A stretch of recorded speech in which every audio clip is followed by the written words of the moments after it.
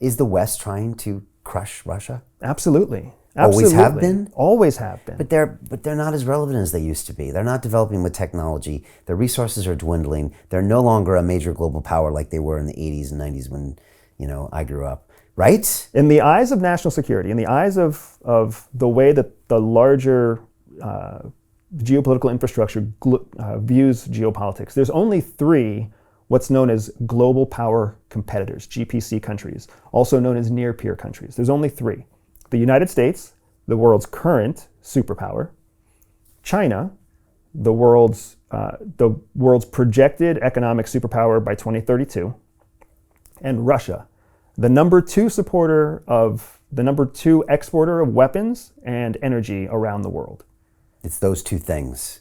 And the weapons. Correct. And the fact that the United States sits in North America and South, it sits in the Americas. Yeah. China sits in Asia. Russia sits in Europe, right? It's got incredible reach, incredible power, incredible history. It's got a lot of potential to break things, and it carried on all the momentum coming out of World War II. Even now, we're seeing Russia a little clearer than we saw it before February 24th. We see where its military is degraded. We see where its weapon systems have degraded. We see some of the corruption that we've always known was happening in Russia, but now we see how it actually plays out on the battlefield. Right. I think China is seeing the same thing as they view what's happening. The whole world is watching because there's something to be learned from watching what happens when Russia tries to invade Ukraine. But we've also not seen Russia fully mobilize. If you recall when the United States went into Afghanistan, Operation Enduring Freedom, not a war. Right. When we went into Iraq, right, Operation Iraqi Freedom, not a war. The UN has gone on since to say that the U.S. wars in Afghanistan and Iraq were illegal wars.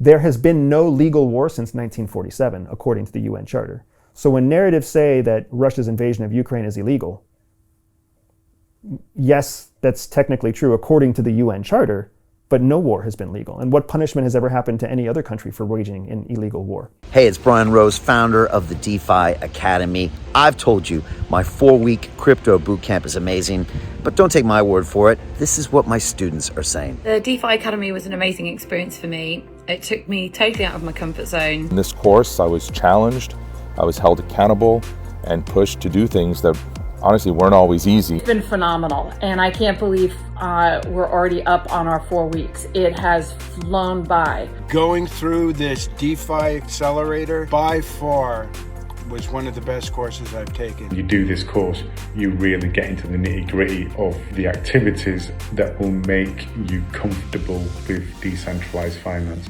Thank you so much to Brian and everyone at London Real and the DeFi Academy for even putting together an amazing course like this. Anybody else that wants to do it, please sign up.